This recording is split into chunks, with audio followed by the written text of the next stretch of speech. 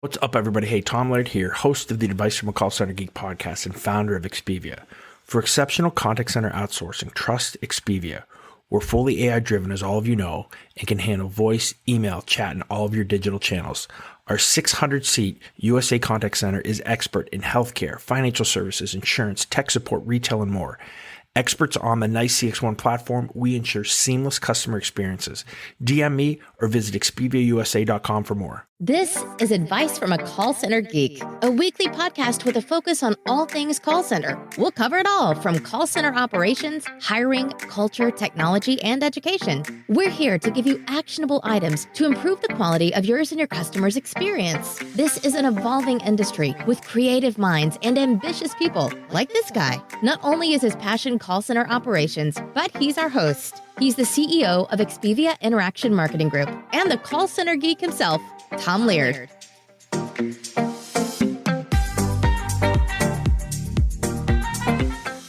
Welcome back, everybody, to another episode of Advice from a Call Center Geek, the call center and contact center podcast where we try to give you some actionable items, take back into your contact center, improve the overall quality, improve the agent experience, hopefully improve the customer experience as well. My name is Tom Laird. I am the CEO of Expedia Interaction Marketing. Expedia is a 600-seat call center outsourcer located here in sunny, hot, northwestern Pennsylvania. All right, we're going to jump right into this. If you've listened to the last couple episodes, you know that we've been kind of talking about Marc Bernstein here and his company, which is Balto. And, oh, damn it, Balto. Tom, Sorry. we could keep going with that. Right, you know what we will. All right, Balto, everyone. It's Balto. Sorry, Mark. I practiced too. That's a great start. And you're talking about real-time guidance, real-time QA, real-time coaching. You know, some of the things when Mark, when you and I had, and I'm going to have, you introduce yourself here in a second, but when we had kind of our pre-calls, you were really the first organization that I saw doing this for real. Everybody's kind of talking about even real-time guidance, real-time transcription, right, from the analytics standpoint. And your company is really taking speech analytics and making it an actual tool that we're using in real time. So I don't screw this up again. Can you just introduce yourself, Mark, and kind of talk about your company? And then, I want to give to, you're 28 years old, which is pretty awesome for what you guys are doing for, especially at your age. It's tremendous. And I want to just talk about the start of the company from the kind of the entrepreneurial side as well. But if you can just give kind of a quick intro and talk about your organization. Tom, absolutely. And to start, I will set the record straight. It is Balto. I'm writing ball down right now. So we started the company right around 4.5 years ago. And before Balto, I'm Marc Bernstein. I'm the CEO. Before Balto, I was in B2B SaaS. So, and the solution I was selling was actually helping sales folks better manage the opportunities in their pipeline. So it was that, enterprise SaaS sales space. And I think we've all seen that in the SaaS space, a lot of SaaS people sell to other SaaS companies. Yeah. And it's very network focused. But one of the things that I noticed while I was there is I would go into my manager's office for coaching, and the manager would close the door and pull up the call recording, and we'd go through it, and he would start giving a bunch of really good advice. It's all the advice that we give our agents, if they're sales agents or customer service agents, all the time. Things like don't talk too much. Think about how fundamental it is to not talk too much. Ask good questions. Make sure that you use active listening to confirm back to the customer you understand them. Don't just assume you understand them, move on to the next point. All that stuff. And the experience I had is I would leave his office after sales coaching thinking, wow, I just learned so much. That was great. And then get to the next call and apply none of the stuff I had just learned 15 minutes ago. And I was like, there has to be something I can do to bridge the coaching that I'm receiving, in that case, after the fact, with needing to apply that coaching in the moment right there on the call when I need it. So that was the inspiration for real-time guidance, is that it's one thing to have intelligence about what you should do. best practices are the best thing is to do. It's another thing to do it in the moment you need to do it. So we say that we're moving the speech analytics world from conversation intelligence, where you're getting insights about your calls, to actually applying those insights in conversation excellence. What does it look like if your entire organization is having consistently excellent conversations with your customers?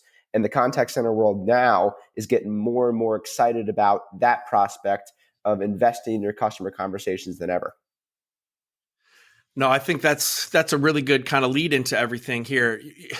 I have spoken and done so many episodes on speech analytics from kind of the perspective that you're talking about, right? From that kind of, I don't want to say, I mean, the technology is so new, but still we're talking about like old school, like the old school way, whatever that means with analytics. When you're getting sentiment scores, you're getting trending keywords, right? That have kind of already happened in the past. And again, everyone has been talking. I have been talking every time I do hey, in 2025, here's the 5 technologies to look out for. The real-time guidance, real-time transcription is on there. But again, you guys are actually doing it, which is pretty awesome. Can you talk about just the start of your company then too? Like, how did you from the entrepreneurial side actually start? When did you guys start? And then let's start to get into the technology and those types of things of what you guys are actually doing. Yeah, sure. So to start, what's really interesting is that the real-time transcription is the table stakes, right? We've had real-time transcription since Siri, or even before then, with Nuance and the things that they've been doing. What was it, Dragon Speak back in the day? Yep. I tried that. Tried to write a book with it. Didn't work, but yeah. See, Naturally speaking, I remember everyone when it came out was like, oh my God, what things can I do with this? Right. And at the time it was exciting but underpowered, but it existed. So the magic isn't the real-time transcription, because that's widely available. The magic isn't even the real-time NLP, NLU of figuring out exactly labeling what's happening in the conversation, pulling out intents. The magic is pairing those intents with real-time actionable recommendations that you can give the agent that isn't, I was talking to one of the big CCAS companies the other day that's working on what they call agent assist, what we call real-time guidance. And they said, Mark, the problem with our agent assist is it's not really agent assist, it's agent annoy. And that's the magic, is how can you figure out how to actually deliver these recommendations in a way that agents want to use and want to take. So when we started the company, that was the real problem we were solving. It was January of 2017. It was 3 guys in a room. We had maybe 75 square feet. I remember we were paying $275 a month for the office space. And I told that to my stepmom when she asked how the new business was, and she literally spit out her coffee. She couldn't believe it. And that's how it started. And then we have 2 business side founders, me and Chris Contes, our COO, and then one technical founder, Davidson Gerard, who brings the NLP, NLU, ASR experience. And he's been doing different sort of AI algorithms for easily 5 or 6 years, and has been doing engineering around audio engineering for over a decade. No, that's a pretty solid team. I want to talk about that. Again, that's another good lead in here is getting into the technology. Let's talk about the 3 products, because right now your agent guidance is kind of your core product now, and we're going to kind of announce and on the 9th you're coming out, and we're going to really talk about the QA product, real-time QA, real-time coaching, and I want to talk about those too. But let's talk about the real-time guidance. I mean, I took a demo with you, and it kind of blew me away. Because again, this is the stuff that I've been asking for from the industry, and I think you guys are starting to really actually do it. Can you just, again, I guess from a high level, kind of just talk about the technology? I mean, I know we just kind of talked about, again, the real time transcriptions there, but how did you then, again, nuance that so that every organization can kind of make it their own, right, and make it useful for them? Yep. So broadly, the technology we built, real-time guidance, what it's doing is it's analyzing conversations with the agent and the customer live while they're happening, picking up in that moment everything the agent says as they say it, picking up everything the customer says as the customer says it, And in the moments that are make or break moments, the things that lead to revenue or lead to happy customers versus frustrated customers or lead to compliance versus not compliance, Balto gives a recommendation about how that can be as effective as possible.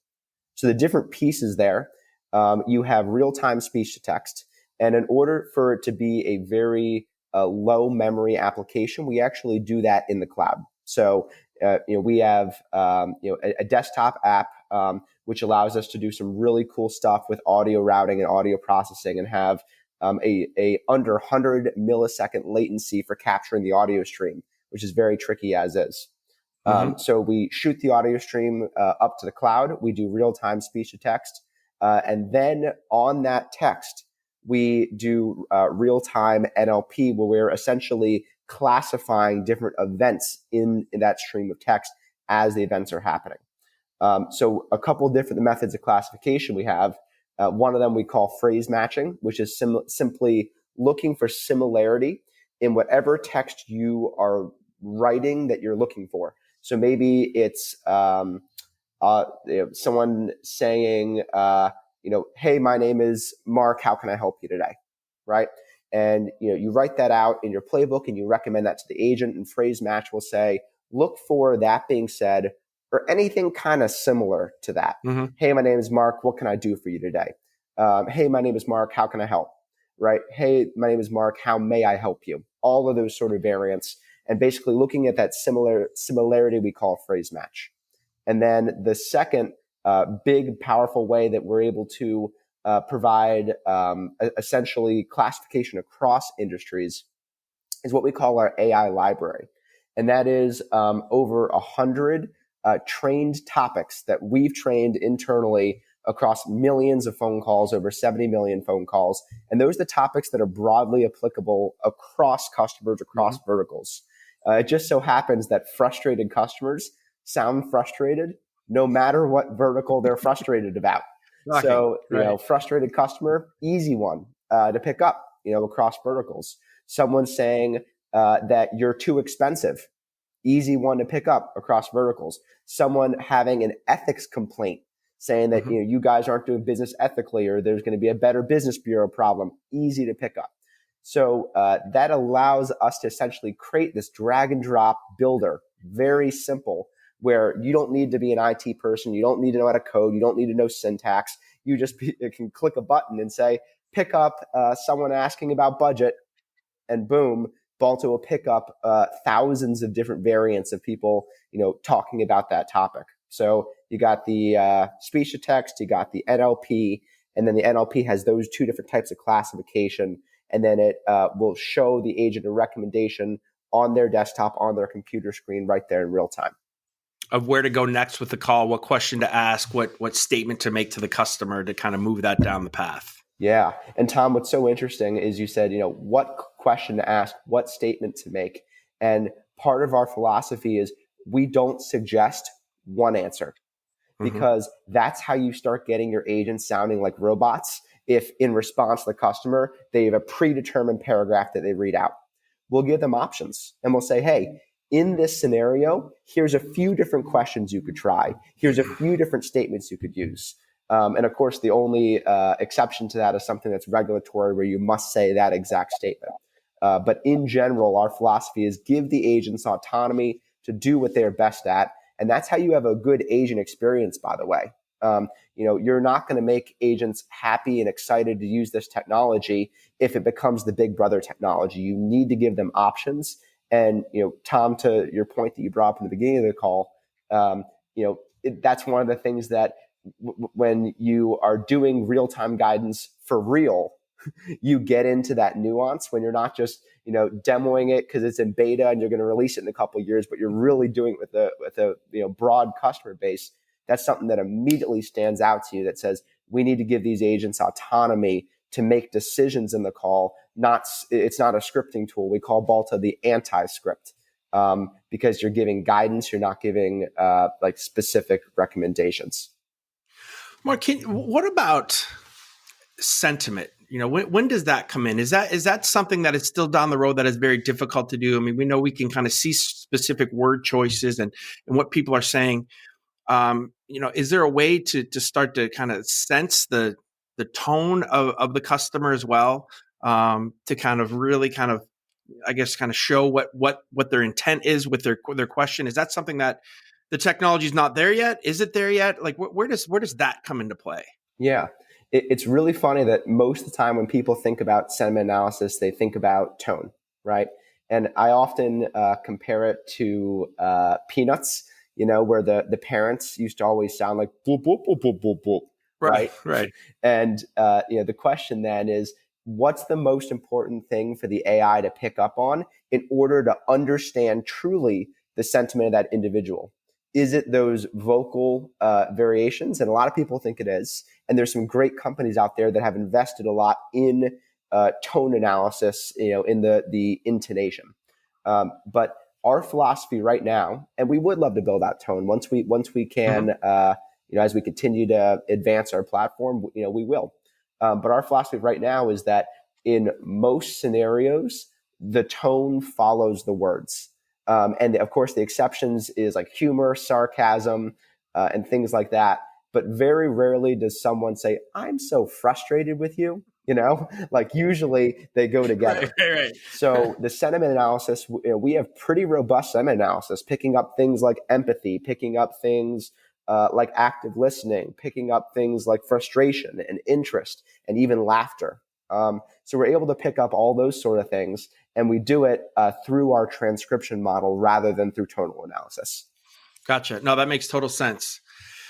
Let's talk about the stuff that I'm super, super excited with now, and I know you guys are too. And they're kind of a ham and egg product, right? So the real time coaching, real time QA.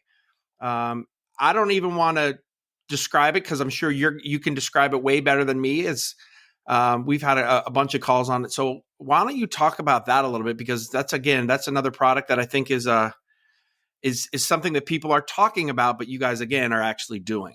Yeah, Tom, I don't know. I think the ham and egg description is pretty good. It's pretty spot on. So it's so funny because we built this real-time guidance for agents. And the natural question that everyone asks is, "Oh my God, that's amazing. Can we have real-time for managers?" And we said, "Well, you have real-time after the fact reporting for managers." People said, "Well, if you're doing it for agents, why can't you do it for managers?" So we spent a lot of time investing in what exactly would that product look like. Just how we've made sure we don't overload agents with things they don't want to see. How do we make sure that we don't overload managers with things they don't want to see? So how do we make it an experience that when a manager gets a notification from Balto in real time, they're able to do something useful to help their organization have excellent conversations? That's our entire the vision and philosophy of our business is scaling out excellent conversations. And we think that the conversation is the atomic unit of business. That's the thing that connects the customer with the organization, is the conversation. So what we built is real time for managers. We call it real time coaching. And what you can do is, as a manager, you can set a trigger and say, for one agent or a group of agents or entire organization, whenever this thing comes up, send me a notification in real time.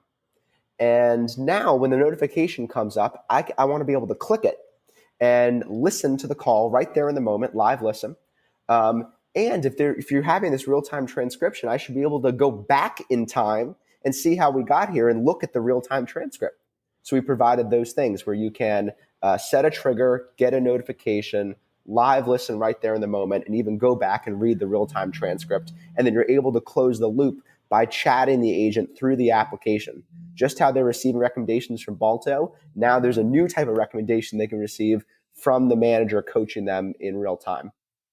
And the way that we think about this is, how do we replicate those moments that we all love, that we love as coaches, that we love as agents, that we love as parents? Think about when you're coaching a kid in your soccer game. I think, Tom, I remember hearing that I think you coach a soccer team, and I think that's right.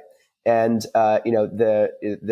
someone, your son or daughter, gets a pass, and you say, great, drive, shoot, and they shoot and they score, and that's a moment you had together. Well, we want to Right. create that same moment in the contact center where the manager isn't doing this hierarchical punishment coaching session, but Right. instead is working with the agent to help them win right there on the call. So boom, instantly someone, frustrated customer, happens on the other end of the phone. Manager gets a notification, frustrated customer. Manager lives, listens, reads the transcript and says, hey, acknowledge. You got to acknowledge the problem. You can't just try to solve it first. And the agent says, got it. And boom, now the agent and the manager are on that call, winning together to produce excellent conversations. Yeah, it's a big culture shift. I mean, the last episode that we did, kind of talking about that, how important it is to not have QA be, Big Brother. Now, granted, this is probably Big Brother times 100, but I think it can be done in a really good way, or Yeah, not in a good way, but you know what I mean? Like it's a tool that I think does breed positive experiences from QA, because they can be so negative. And the other thing is, I don't want to say it's going to totally take away the whole, me and the rep sitting in a room listening to a call. Those are still going to happen, but a lot of those are going to be fixed now, and they're going to be able to be, better experiences that we're having because we're fixing things in real time, which is pretty amazing.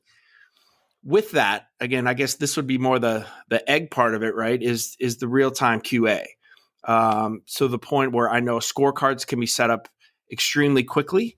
And really, it's taking that QA aspect and saying, really 100% of your calls, can be listened to, can be monitored, can be somewhat scored. Mm-hmm. Can you again talk about that? I think this is where the industry is going, and this is something that I know so many listeners out there are probably saying, "Why didn't we talk about this one first?" Because this is a big, I think it's a big shift to what we're doing now. And if you can kind of talk about the difference too, right? So how we're doing things now as an industry to where you guys are trying to push this with your new tool. Totally. So if we start with what is the fundamental purpose of QA? Like, why do organizations set up a QA program? I think there's one very positive reason and two less pleasant negative reasons. The positive reason is bonusing and rewarding agents who are doing well. That's a wonderful thing. And that's something that the QA department should do more of.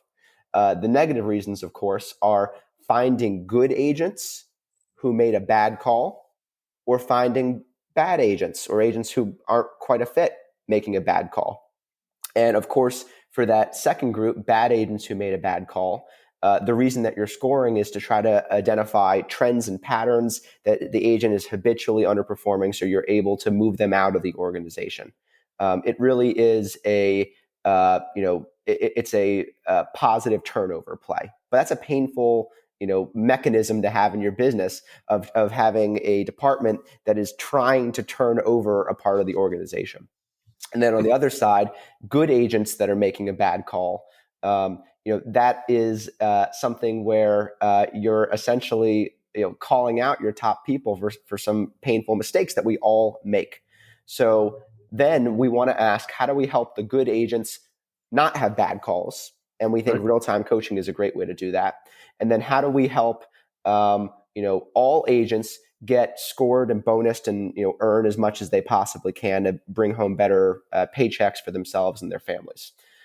So with that said, we looked at that philosophy and we said we want to invent real-time QA, which is just like real-time guidance, analyzing calls, QAing calls while they are actually happening, and giving supervisors or QA leaders up to the second information on how every call is scoring for 100% of calls.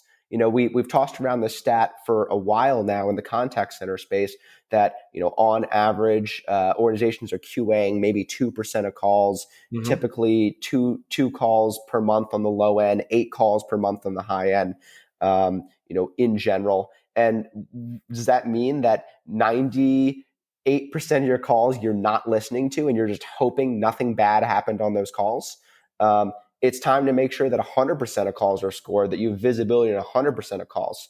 So we have automated that part of the process. People are too good to be box checkers and sitting through listening to call recordings, saying yes, demonstrated professionalism, yes, acknowledge the customer's issue and said they can help. Like, that's something a machine can do. What people are supposed to do is once those scores are created, dig into the patterns. What exactly is happening? Why is it happening? This call is flagged as being a problematic call. What should we do about it? That's where we should be spending our QA resources, the cognitive tasks, not the repetitive scoring tasks. So Balto says scoring's not for people, scoring is for machines. Those sort of cognitive tasks and pattern recognition among how to improve performance in your organization and improve quality organization, that's the human task. So we've automated 100% of scoring. I've already started in my organization to move our QA to basically analytics managers, and that's kind of what they're called here too. Right now, we're still looking in the past, right? But we are, kind of categorizing different things, and when certain things come up, we're not listening to them real time. We're listening to them historically. But I think the shift is there, right? I think the shift is moving, especially from the forward-looking contact centers, away from exactly what you're saying of actually just going and that's a 1 through 5, that's a 1 through 3, that's a yes, no, and actually getting to the point of how are you making a difference instead of just sending those dreaded scores out to the floor, right? That have already been done. You might have a rep who's in a totally different frame of mind, and it becomes an issue. So no, I'm really excited about that aspect of what you guys are doing, meaning the industry is moving that way as well. And I love the empowerment that we're doing here with agents, right? Where everybody's talking about AI and analytics and all these tools taking over for agents. But I think, we're really starting to see at least the first piece of this is the empowerment of agents. Yeah. Where does this go? Where you are today, I mean, look into your crystal ball, right? And see Balto, I don't know, 5 or 10 years down the road with some of the technologies that are coming out, with some of the either competitors or, people that you respect in the industry as well. What does it look like? What does QA, what does that a contact center look like, in that 5 to maybe even 10-year period? Yeah. So Tom, it's really funny because I have a contact center podcast that I host too, Reimagine the Contact Center. And the last question I ask in every episode is, what do you think the contact center of 2030 looks like? So I've heard so many good perspectives on where the contact center is going in general, and what will be automated, what will still be in people's hands. So when I look at Balto's vision and what we want to do, I am anchored toward helping organizations have excellent conversations with their customers. Just like how Jeff Bezos said, there are a couple things that you want to look at, the things that never change in your business, that people want things fast, they want things inexpensively, and they want good quality. Those are examples of things that people always want.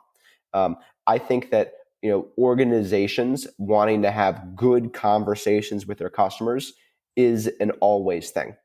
So then we have to say, if organizations are always going to want good conversations with their customers, what kind of conversations and where are they having them? Because there's a conversation, over the voice channel. There's a conversation over chat and over text and over email and over social. And I even think that someone doing self-service on your website is a conversation of sorts. It's just you've had your part of the conversation ahead of time, and then they're self-selecting what kind of conversation they want to have as they're going about having it. But all of these are ways that businesses are connecting with their customers in order to have that exchange of knowledge, information, products, services, value, all that. Balto is going to be omni-channel. The contact centers, very quickly shifting toward omni-channel, or very slowly, depending on right. How you think about it. But certainly shifting toward omni-channel communications. So Balto is going to be across all channels. And then you also want to think about, well, what does it take to make conversations excellent? And we still want to focus on supercharging the agent. It's funny because I was thinking about people always ask, oh, are you just going to automate away the agent? And I thought about that and was like, think about the number of things that an agent does every day and the number of different types of conversations and nuances of the conversations that they're having. it is tremendous. I think that we're going to see a world where we automate the managers before we automate the agents. Not trying to automate anyone though, right now.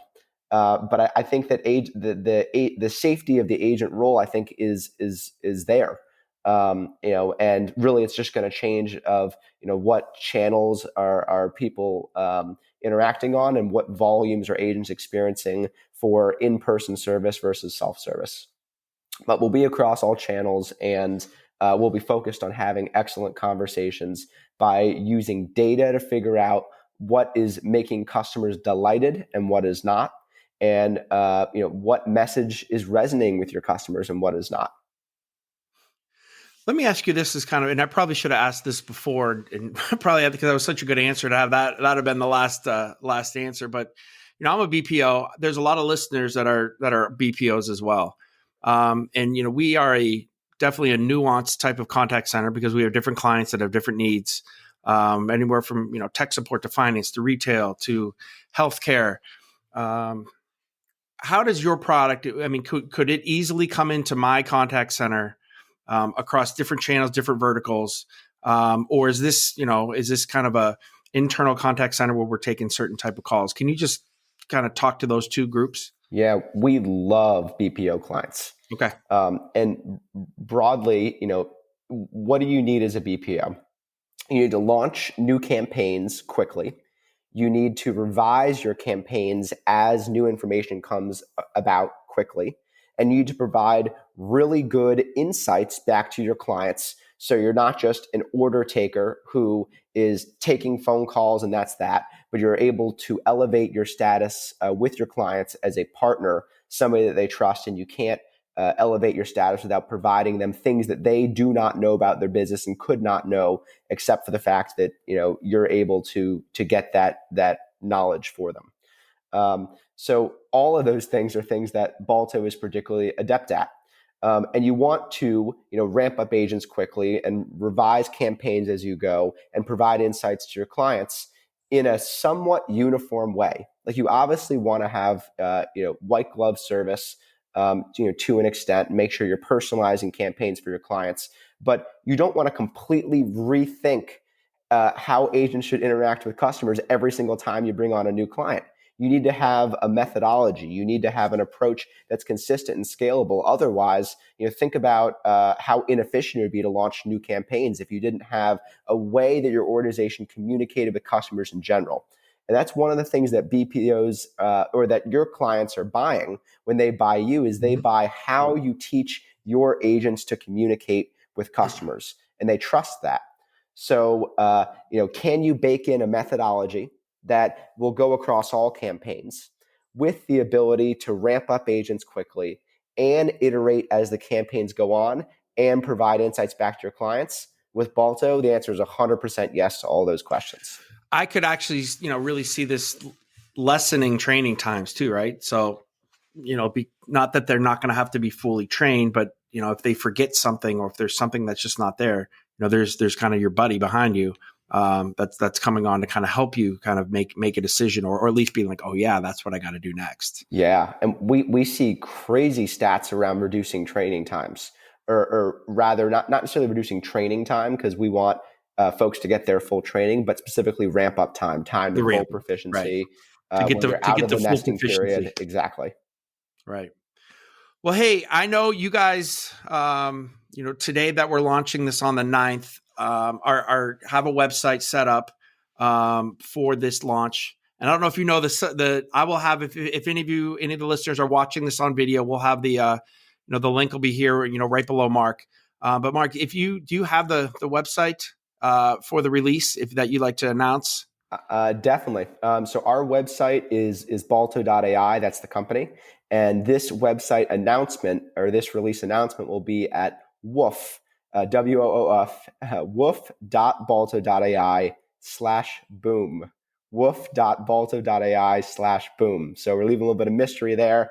And if you can type in the URL, congrats, you found it. And we'd love to see you sign up and love to see you at the event. Yeah, I know there's over, I believe, 200 to 250 contact centers have already signed up to see that. So again, make sure that if you're listening to that, that you check that out. Mark, can you just if anybody wants to follow you, Twitter, LinkedIn, anything that you'd like to give from a social standpoint, I'd love to, throw that out. We'll put this in the show notes as well. But for anybody listening, if you want to follow Mark. Yeah, thank you, Tom. It's going to be best on LinkedIn, and I'm linkedin.com/in/Balto CEO. Awesome. Mark, thank you. This has been super fun, super informative. I know that this is going to, get people's minds going, right? And thinking about what's actually happening, what you guys are doing. Hopefully you guys go to the website, check it out, go do a demo. I did a demo and it really shocked me on the technology that you guys are doing. It's something, again, for call center nerds and call center geeks and people that have been in the industry. It's things that I think we've been asking for that are finally starting to really come to fruition. So again, thank you for what you guys are doing. I wish you the best of luck. Thank you so much for coming on, and we'll talk. See, Tom, you too. I've been following your content for over a year. Love everything you put out. So it's really is a pleasure to be here with you. All right, Mark, thank you so much. Best of luck. Thanks for coming on. You too.